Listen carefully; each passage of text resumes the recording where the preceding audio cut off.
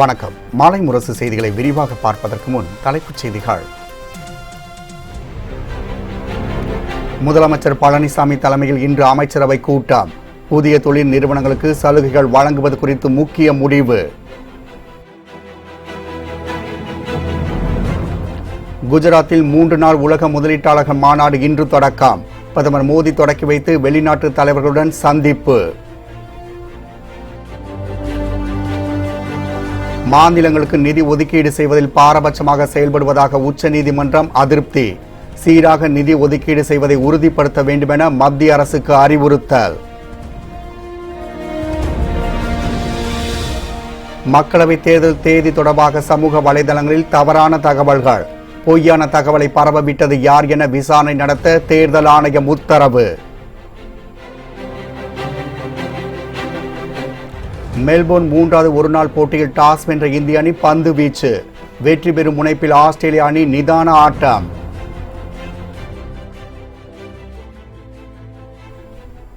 முதலமைச்சர் எடப்பாடி பழனிசாமி தலைமையில் தமிழக அமைச்சரவை கூட்டம் இன்று காலை 10 மணிக்கு சென்னை தலைமைச் செயலகத்தில் நடைபெறுகின்றது. சென்னையில் கடந்த 2015ஆம் ஆண்டு 1வது உலக முதலீட்டாளர்கள் மாநாடு நடைபெற்ற நிலையில் 2வது உலக முதலீட்டாளர்கள் மாநாடு வருகிற 23 மற்றும் 24ஆம் தேதிகளில் நடைபெற உள்ளது. இதற்கான ஏற்பாடுகளை தமிழக அரசு முழுவீச்சில் செய்து வருகின்றது. இந்நிலையில் முதலமைச்சர் எடப்பாடி பழனிசாமி தலைமையில் தமிழக அமைச்சரவை கூட்டம் சென்னை தலைமைச் செயலகத்தில் இன்று காலை 10 மணிக்கு நடைபெறுகின்றது. இந்த கூட்டத்தில் புதிதாக தொழில் தொடங்க விருப்பம் தெரிவித்துள்ள நிறுவனங்களுக்கு சலுகைகள் வழங்குவது குறித்து அமைச்சரவை கூட்டத்தில் ஒப்புதல் அளிக்கப்படலாம் என கூறப்படுகின்றது. குறிப்பாக ஸ்டெர்லைட் ஆலை தொடர்பாக அமைச்சரவை கூட்டத்தில் கொள்கை முடிவு எடுக்கப்பட உள்ளதாகவும் தகவல்கள் தெரிவிக்கின்றன. துணை முதலமைச்சர் ஓ பன்னீர்செல்வம் மற்றும் அனைத்து அமைச்சர்களும் இந்த கூட்டத்தில் கலந்து கொள்கின்றனர். குஜராத்தில் 9வது உலக முதலீட்டாளர்கள் மாநாட்டை பிரதமர் நரேந்திர மோடி இன்று தொடக்கி வைக்கின்றார். குஜராத் மாநிலத்தில் பிரதமர் மோடி நேற்று முதல் 3 நாட்கள் சுற்றுப்பயணம் மேற்கொண்டு வருகின்றார். காந்தி நகரில் நேற்று உலகளாவிய வர்த்தக கண்காட்சியை தொடக்கி வைத்த பிரதமர் மோடி அகமதாபாத்தில் சர்தார் வல்லபாய் பட்டேல் மருத்துவ ஆராய்ச்சி மையத்தை நாட்டுக்கு அர்ப்பணித்தார். அப்போது பேசிய பிரதமர் மோடி நலிந்த பொது பிரிவினருக்கான 10% இடஒதுக்கீடு வருகிற கல்வி ஆண்டிலேயே அமலுக்கு வரும் என்று தெரிவித்தார். இதனைத் தொடர்ந்து தனது பயணத்தின் 2ஆம் நாளான இன்று உலக முதலீட்டாளர்கள் மாநாட்டை பிரதமர் மோடி தொடக்கி வைக்கிறார். இன்று தொடங்கி வரும் 20ஆம் தேதி வரை 3 நாட்கள் நடைபெறும் இந்த உலக முதலீட்டாளர்கள் மாநாட்டில் 2 நாடுகளின் ஜனாதிபதிகள், 4 நாடுகளின் பிரதமர்கள் மற்றும் பல்வேறு நாடுகளின் தொழில் அதிபர்கள் பங்கேற்கின்றனர். மாநாட்டின் ஒரு பகுதியாக பல்வேறு வெளிநாட்டு தலைவர்களை சந்தித்து பேசும் பிரதமர் மோடி இருதரப்பு உறவுகளை மேலும் வலுப்படுத்துவது தொடர்பாக ஆலோசனை நடத்துவார் என தகவல்கள் தெரிவிக்கின்றன. பிரதமர் மோடியின் சுற்றுப்பயணத்தை ஒட்டி அகமதாபாத் மற்றும் காந்தி நகர் பகுதிகளில் பாதுகாப்பு பலப்படுத்தப்பட்டு போக்குவரத்து மாற்றங்கள் செய்யப்பட்டுள்ளன. மாநிலங்களுக்கு நிதி ஒதுக்கீடு செய்வதில் மத்திய அரசு பாராபட்சம் காட்டுவதாக உச்சநீதிமன்றம் அதிருப்தி தெரிவித்துள்ளது. உயர்நீதிமன்றங்களில் காலி பணிகளை நிரப்புவது மற்றும் உள்கட்டமைப்புகளை மேம்படுத்துவது தொடர்பான வழக்கு விசாரணை உச்சநீதிமன்றத்தில் நேற்று நடைபெற்றது. அப்போது வழக்கை விசாரித்த தலைமை நீதிபதி ரஞ்சன் கோகாய் தலைமையிலான அமர்வு மாநிலங்களுக்கு நிதி ஒதுக்கீடு செய்வதில் மத்திய அரசு பாராபட்சமாக செயல்படுவதாக தெரிவித்துள்ளது. மாநில அரசுகளுக்கு சீராக நிதி ஒதுக்கீடு செய்வதை மத்திய அரசு உறுதி செய்ய வேண்டும் என அறிவுறுத்திய உச்சநீதிமன்றம் நீதித்துறை மேம்பாடு மற்றும் உள்கட்டமைப்பு பணிகளுக்கான செலவினத்தை 60க்கு 40 என மத்திய மாநில அரசுகள் பகிர்ந்து கொள்ள வேண்டும் என்றும் கருத்து தெரிவித்துள்ளது. மக்களவைத் தேர்தலுக்கான தேதிகள் என்று ஒரு பட்டியலை சமூக வலைதளங்களில் பரவவிட்டது யார் என்பது குறித்து விசாரிக்க தேர்தல் ஆணையம் உத்தரவிட்டுள்ளது. பிரதமர் மோடி தலைமையிலான பாஜக ஆட்சி வரும் மே மாதம் நிறைவடைவதை அடுத்து அடுத்த கட்டமாக மக்களவைத் தேர்தலை நடத்த தலைமை தேர்தல் ஆணையம் ஏற்பாடுகளை மேற்கொண்டு வருகின்றது. இந்நிலையில் சமூக வலைதளங்களில் தேர்தல் தேதி அறிவிக்கப்பட்டு அட்டவணை வெளியிடப்பட்டுள்ளது. இது தொடர்பாக தேர்தல் ஆணையத்திற்கு புகார் அளிக்கப்பட்டதை அடுத்து நாடாளுமன்ற தேர்தல் தேதிகள் குறித்து சமூக வலைதளங்களில் வெளியான செய்திகள் தவறு என தலைமை தேர்தல் ஆணையம் இன்று அறிவித்துள்ளது. மேலும் தவறான தகவலை சமூக வலைதளங்களில் பரவவிட்டது யார் என்பது குறித்தும் விசாரணை நடத்த தேர்தல் ஆணையம் உத்தரவிட்டுள்ளது. இதனையடுத்து டெல்லி காவல்துறையின் தகவல் தொழில்நுட்ப பிரிவு வழக்கு பதிவு செய்து விசாரணை மேற்கொண்டு வருகின்றது.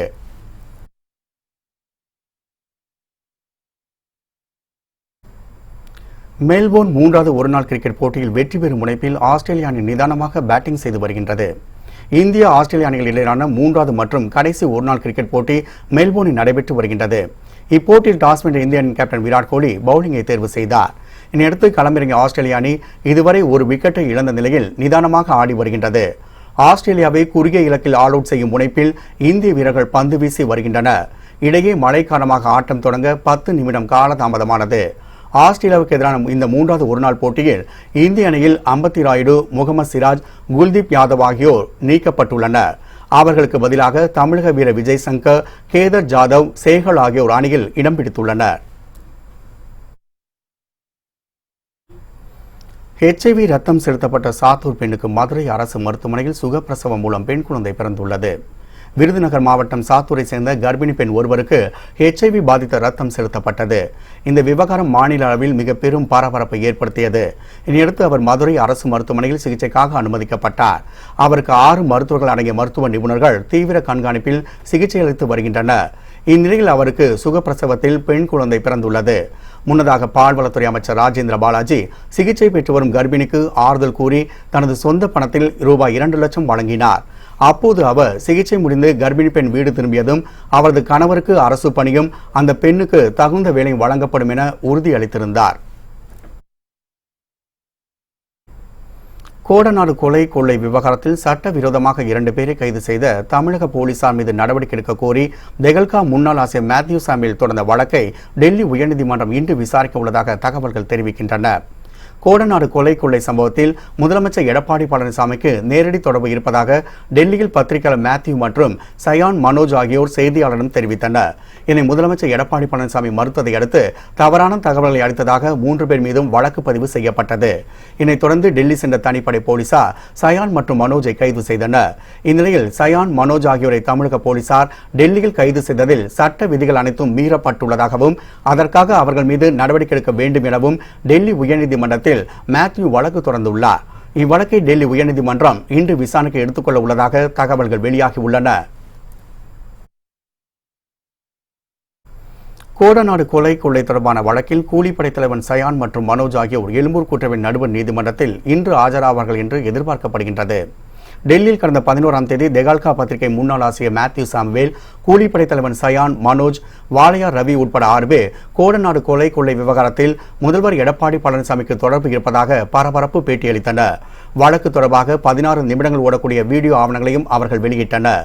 இதனையடுத்து 6 பேர் மீதும் மத்திய குற்றப்பிரிவு போலீசார் வழக்கு பதிவு செய்தனர். பின்னர் டெல்லிக்கு விரைந்த தனிப்படை போலீசார் கடந்த 13ஆம் தேதி கூலிப்படை தலைவர் சயான், மனோஜ் ஆகியோரை கைது செய்து சென்னைக்கு அழைத்து வந்தனர். அவர்களை சென்னை எழும்பூர் நீதிமன்ற மாஜிஸ்ட்ரேட் சரிதா முன்னிலையில் ஆஜர்படுத்திய போது போலீசார் போதிய ஆதாரங்களை வழங்காததால் விடுவிக்கப்பட்டனர். சயான் மற்றும் மனோஜ் இருவரும் வருகிற 18ஆம் தேதி 10,000 ரூபாய் பிணைத் தொகையை நீதிமன்றத்தில் கட்ட வேண்டும் என உத்தரவிட்டு மாஜிஸ்ட்ரேட் அவர்களை விடுவித்தார். அதன்படி இன்று கோடநாடு வழக்கில் தொடர்புடைய கூலிப்படை தலைவன் சயான் மற்றும் மனோஜ் ஆகியோர் எழும்பூர் குற்றவியல் நடுவர் நீதிமன்றத்தில் ஆஜராவார்கள் என்று எதிர்பார்க்கப்படுகின்றது. அதே நேரம் பழைய வழக்குகளில் ஏதேனும் ஒன்றில் தொடர்புபடுத்தி கைது செய்வதற்கான பணியில் தமிழக காவல்துறை ஈடுபட்டுள்ளதாகவும் கூறப்படுகின்றது. கோடநாடு கொலை கொள்ளை விவகாரத்தில் தான் நிரபராதி என முதலமைச்சர் எடப்பாடி பழனிசாமி நிரூபிக்க வேண்டும் என தங்க தமிழ்ச்செல்வன் வலியுறுத்தியுள்ளார். ராமநாதபுரம் மாவட்டம் பரமக்குடியில் வருகிற 20, 21 ஆகிய தேதிகளில் அம்மா மக்கள் முன்னேற்ற கழக துணை பொதுச் செயலாளர் டிடிவி தினகரன் சுற்றுப்பயணம் செய்து மக்களை சந்திக்க உள்ளார். இது தொடர்பான ஆலோசனை கூட்டத்தில் அக்கட்சியின் தென்மண்டல பொறுப்பாளர் தங்க தமிழ்ச்செல்வன் கலந்து கொண்டார். பின்னர் செய்தியாளர்களை சந்தித்த அவர் கோடநாடு கொலை கொள்ளை சம்பவத்தில் முதலமைச்சர் பழனிசாமிக்கு தொடர்பு இருப்பதாக குற்றச்சாட்டு உள்ளதால் முதல்வர் பதவியிலிருந்து விலகுவது நல்லது என தெரிவித்தார். அத்துடன் தான் நிரபராதி என நிரூபித்துவிட்டு மீண்டும் அவர் முதலமைச்சர் பொறுப்பு ஏற்க வேண்டும் என்பதே தனது கருத்து என்றும் தங்க தமிழ்ச்செல்வன் கூறினார்.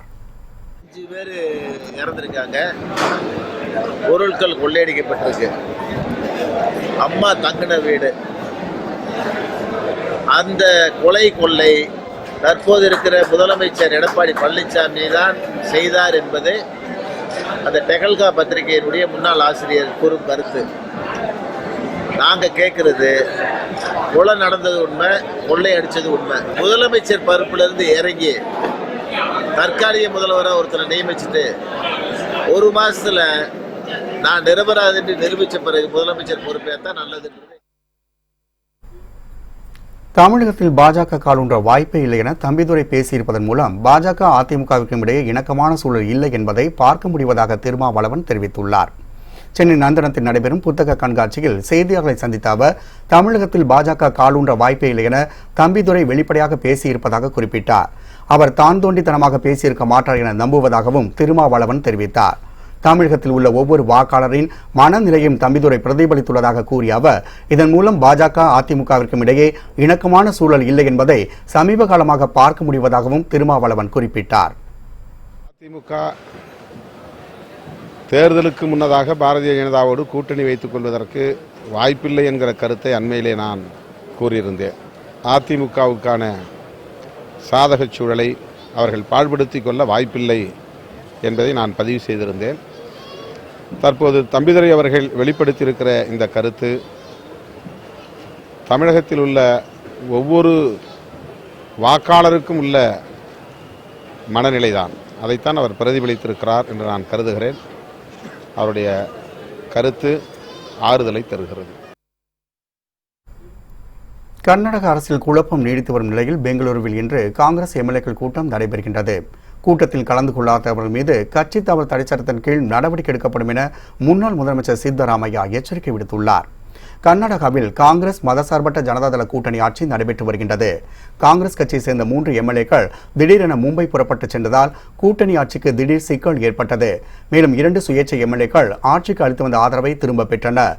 இந்நிலையில் திடீர் திருப்பமாக மும்பை சென்ற காங்கிரஸ் எம்எல்ஏக்கள் பீமா நாய்க் மற்றும் பாசான் கவுடா தாதல் ஆகியோர் கட்சி மேலிடத்திடம் தொடர்பில் இருப்பதாக தகவல் தெரிவித்துள்ளனர். இச்சூழலில் பெங்களூருவில் உள்ள சித்தராமையா இல்லத்தில் இன்று காங்கிரஸ் எம்எல்ஏக்களின் அவசர கூட்டம் நடைபெறுகின்றது. இதில் கர்நாடக அரசில் நீடித்து வரும் குழப்பம் குறித்து விவாதிக்கப்படும் என தெரிகின்றது. மேலும் எம்எல்ஏக்களில் சிலருக்கு ஆட்சியில் முக்கிய பதவிகள் தரப்படும் என சொல்லப்படுகின்றது. இந்த கூட்டத்தில் 8 எண் எம்எல்ஏக்கள் பங்கேற்கப் போவதில்லை என தகவல்கள் வெளியாகி உள்ளன. கூட்டத்தில் பங்கேற்கவில்லை என்றால் அவர்கள் மீது கட்சி தவறு தடை சட்டத்தின் கீழ் நடவடிக்கை எடுக்கப்படும் என சித்தராமையா ஏற்கனவே எச்சரிக்கை விடுத்திருப்பது குறிப்பிடத்தக்கது. கொல்கத்தாவில் நாளை நடைபெறவுள்ள எதிர்க்கட்சிகளின் பிரம்மாண்ட பேரணி பாஜக ஆட்சியை வீழ்த்தும் சக்தியாக இருக்கும் என மேற்குவங்க முதலமைச்சர் மம்தா பானர்ஜி தெரிவித்துள்ளார். மேற்குவங்க முதலமைச்சராக பதவி வகித்து வரும் மம்தா பானர்ஜி மத்தியில் ஆளும் பாஜகவுக்கு எதிராக எதிர்க்கட்சிகளை ஒருங்கிணைக்கும் பணியில் ஈடுபட்டு வருகிறார். இந்நிலையில் எதிர்க்கட்சி தலைவர்கள் பங்கேற்கும் 2வது ஆலோசனை கூட்டம் கொல்கத்தாவில் இன்று நடைபெறுகின்றது. இதனைத் தொடர்ந்து நாடாளுமன்ற தேர்தலில் பாஜக ஆட்சியிலிருந்து அகற்ற வேண்டும் என்பதை வலியுறுத்தி நாளை மறுநாள் கொல்கத்தாவில் நடைபெறவுள்ள பிரம்மாண்ட பேரணியில் இந்தியாவில் உள்ள அனைத்து எதிர்க்கட்சி தலைவர்களையும் பங்கேற்க வருமாறு அழைப்பு விடுத்துள்ளார். மம்தாவின் அழைப்பை ஏற்று இந்த பேரணியில் சரத் யாதவ், ஸ்டாலின், ஃபாரூக் அப்துல்லா, அகிலேஷ் யாதவ், தேஜஸ்வி யாதவ், சந்திரபாபு நாயுடு, அரவிந்த் கெஜ்ரிவால், குமாரசாமி உள்ளிட்டோர் பங்கேற்கின்றனர். காங்கிரஸ் தலைவர் மல்லிகார்ஜுன கார்கே கலந்து கொள்கின்றார். இந்நிலையில் கொல்கத்தாவில் செய்தியாளர்களை சந்தித்த மம்தா பானர்ஜி இந்த பேரணி பாஜக ஆட்சியை வீழ்த்தும் சக்தியாக இருக்கும் என்று தெரிவித்துள்ளார். ஐஐடி உள்ளிட்ட உயர்கல்வி நிறுவனங்கள் அருகில் உள்ள பள்ளிகளுக்கு கணிதம் மற்றும் அறிவியல் பாடங்களை கற்பிப்பார்கள் என மத்திய அமைச்சர் பிரகாஷ் ஜவடேகர் தெரிவித்துள்ளார். அகமதாபாத்தில் செய்தியாளர்களை சந்தித்த அவர், இன்றைய காலகட்டத்தில் கணிதம், அறிவியல், பொறியியல் மற்றும் தொழில்நுட்ப படிப்புகள் அதிக முக்கியத்துவம் வாய்ந்தவை என்று தெரிவித்தார். எனவே ஆரம்ப பள்ளியிலிருந்தே மாணவர்களுக்கு ஆராய்ச்சி குறித்து கற்பிக்க வேண்டும் என பிரகாஷ் ஜவடேகர் தெரிவித்தார். குறிப்பாக கணிதம் மற்றும் அறிவியல் பாடங்கள் மாணவர்கள் மத்தியில் கடினமாக பார்க்கப்படுவதாகவும் அவர் கூறினார். இந்த பிரச்சனையை தீர்க்கும் வகையில் ஐஐடி, பல்கலைக்கழகங்கள் உள்ளிட்ட உயர்கல்வி நிறுவனங்கள் ஆரம்ப பள்ளி ஆசிரியர்களுக்கு வழிகாட்டியாக செயல்பட வேண்டும் என பிரகாஷ் ஜவடேகர் குறிப்பிட்டார். ஆண்டுக்கு 5 லட்சம் ரூபாய் மருத்துவ காப்பீடு வழங்கும் பிரதமர் நரேந்திர மோடி தொடக்கி வைத்த ஆயுஷ்மான் பாரத் திட்டத்தை மைக்ரோசாப்ட் நிறுவனங்கள் ஒருவரான பில்கேட்ஸ் பாராட்டியுள்ளார். கடந்த 2018ஆம் ஆண்டு செப்டம்பர் 23ஆம் தேதி மோடி கேர் என அழைக்கப்படும் ஆயுஷ்மான் பாரத் திட்டத்தை பிரதமர் மோடி தொடக்கி வைத்தார். ஏழை குடும்பங்களுக்கு ஆண்டுக்கு 5 லட்சம் ரூபாய் வரை மருத்துவ காப்பீடு கிடைக்க இந்த திட்டம் வழிவகை செய்கின்றது. இந்த திட்டத்தை அறிமுகப்படுத்திய முதல் 100 நாட்களில் 6,85,000 பேர் பயனடைந்துள்ளதாக மத்திய சுகாதாரத்துறை அமைச்சர் JP நட்டா தெரிவித்திருந்தார். இந்நிலையில் மைக்ரோசாப்ட் நிறுவனர் ஒருவரான பில்கேட்ஸ் தனது ட்விட்டர் பக்கத்தில் ஆயுஷ்மான் பாரத் திட்டத்தை குறிப்பிட்டு இந்திய அரசுக்கு பாராட்டு தெரிவித்துள்ளார்.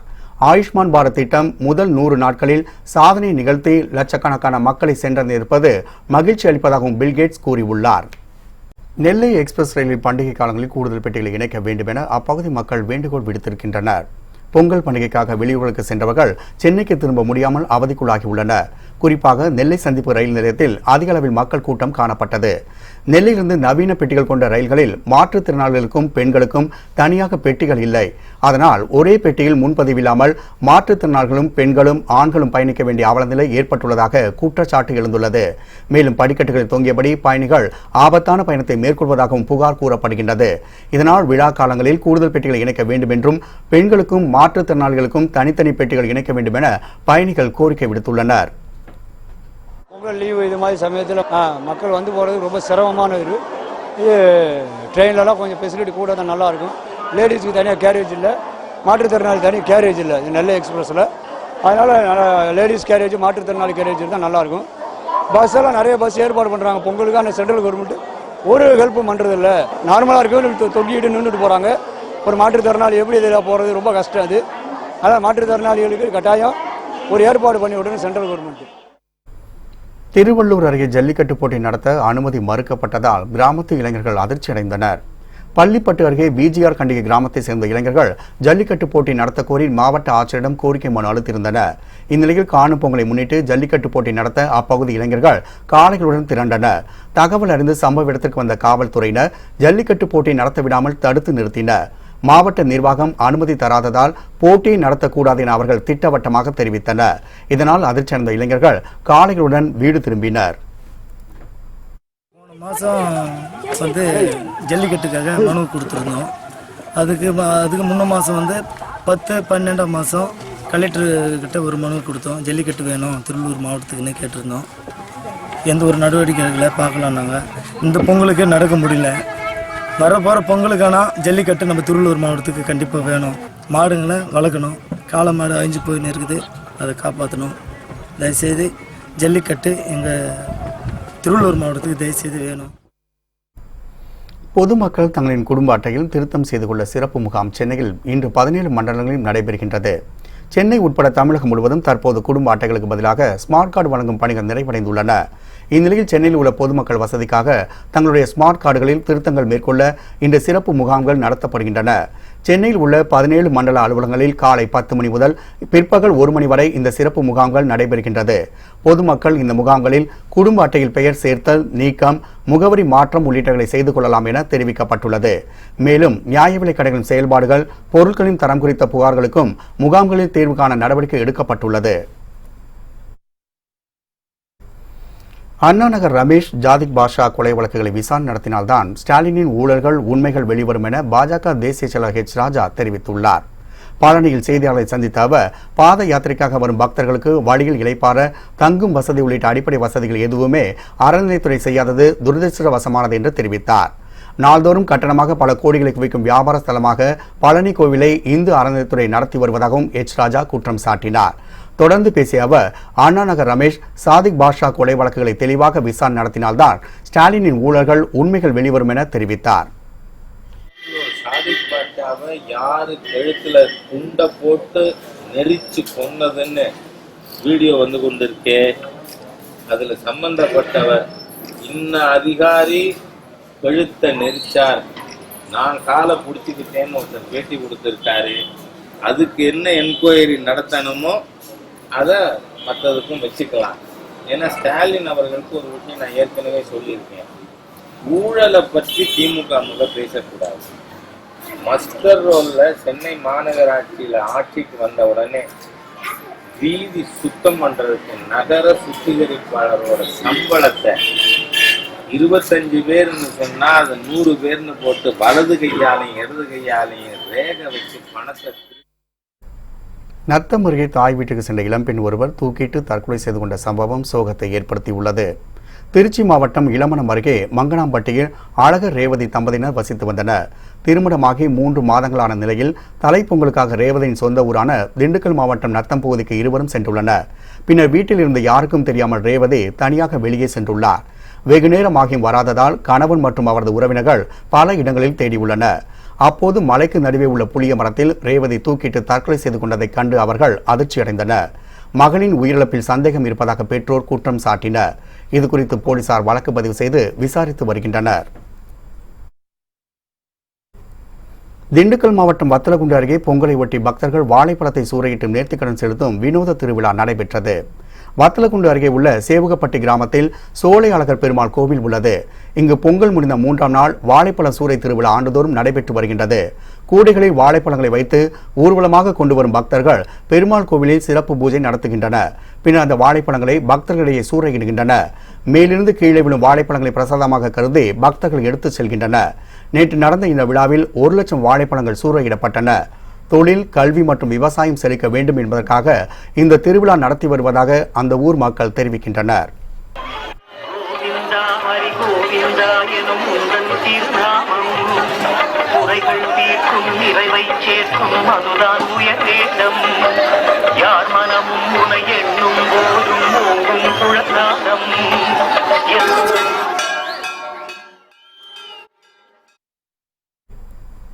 பெட்ரோல், டீசல் விலை மீண்டும் தினந்தோறும் உயர்ந்து வருவது வாகன ஓட்டிகளிடையே கலக்கத்தை ஏற்படுத்தியுள்ளது. சர்வதேச கச்சா எண்ணெய் விலைக்கு தகுந்தாற்போல் எண்ணெய் நிறுவனங்கள் பெட்ரோல், டீசல் விலையை தினசரி ஏற்ற இறக்கத்துடன் விற்பனை செய்து வருகின்றன. இதனால் பெட்ரோல் விலையின் தாக்கம் வாகன ஓட்டிகளிடையே பெரிதாக தெரிவதில்லை. இந்நிலையில் கடந்த 1 வாரத்திற்கு மேலாக பெட்ரோல், டீசல் விலை தொடர்ந்து விலையேற்றத்தை சந்தித்து வருகின்றன. எண்ணெய் நிறுவனங்கள் இன்று வெளியிட்ட அறிவிப்பின்படி பெட்ரோல் லிட்டருக்கு 8 காசுகள் அதிகரித்து ₹72.23 டீசல் 20 காசுகள் அதிகரித்து ₹68.62 விற்பனையாகின்றன. இந்த விலை உயர்வால் வாகன ஓட்டிகள் கடும் அவதிக்குள்ளாகியுள்ளனர். காணும் பொங்கல் நாளன்று நேற்று சிவனடியார் பிருங்கி மகரிஷிக்கு காட்சியளிக்க அண்ணாமலையார் கிரிவலம் வந்தபோது ஏராளமான பக்தர்கள் சாமி தரிசனம் செய்தனர். திருவண்ணாமலை அண்ணாமலையார் கோவிலில் திருக்கார்த்திகை தீப திருவிழா, தை மாதத்தின் போது நடைபெறும் திருவூடல் ஆகிய திருவிழாக்கள் முக்கியமானதாகும். திருக்கார்த்திகை தீப திருவிழா முடிந்தவுடன் அண்ணாமலையார் கிரிவலம் வந்து பக்தர்களுக்கு காட்சியளிப்பார். இதேபோன்று காணும் பொங்கல் நாளான நேற்று சிவனடியாரான பிருங்கி மகரிஷிக்கு காட்சியளிக்க தனியாக கிரிவலம் வந்து காட்சி தந்தார். இதையறிந்த பராசக்தி அம்மன் அண்ணாமலையார் மீது ஊடல் கொண்டு திருக்கோவிலுக்கு சென்றார். இதனைத் தொடர்ந்து திருக்கோவிலுக்குள் மறுவூடல் நிகழ்ச்சி நடைபெற்றது.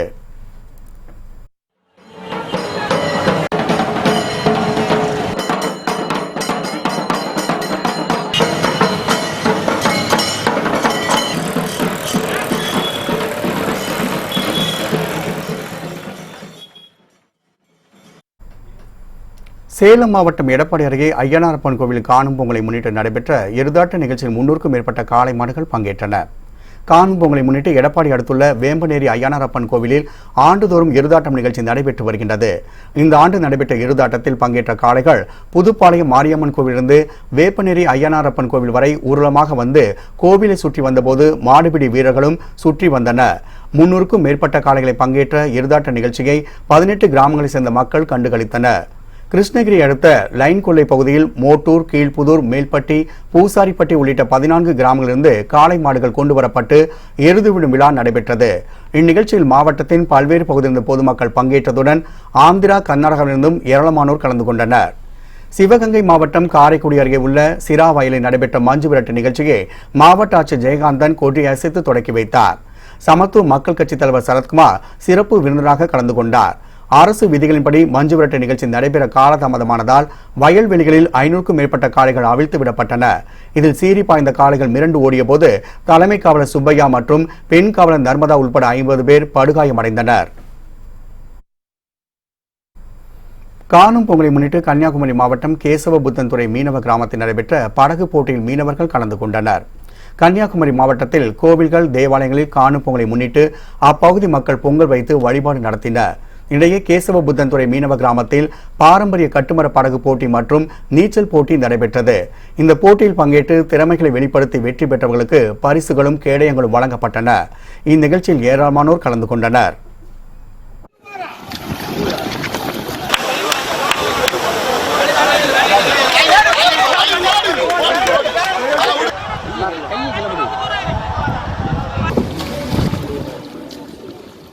தமிழர் திருநாளாகிய பொங்கல் விழாவை மிக சிறப்பாக கொண்டாடி வருகிறோம்.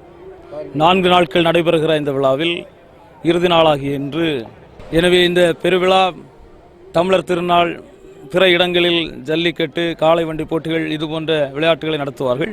இது நெய்தல் நிலமாக கடற்கரை கிராமமாக இருப்பதால் எங்களுடைய வீரத்தை வெளிப்படுத்தக்கூடிய இந்த 2 விளையாட்டுகளையும் நாங்கள் இந்த கடற்கரையில் நடத்தி இருக்கிறோம். டெல்லியில் கடும் பனிமூட்டம் காரணமாக ரயில் மற்றும் விமான போக்குவரத்து பாதிக்கப்பட்டுள்ளது. தலைநகர் டெல்லியில் இன்று காலை அதிக அளவில் பனிப்பொழிவு காணப்பட்டது.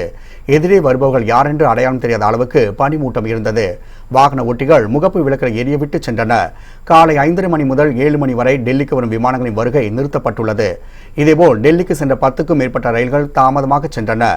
டெல்லியில் நிலவி வரும் கடும் பனிமூட்டத்தால் மக்களின் இயல்பு வாழ்க்கை பாதிக்கப்பட்டுள்ளது.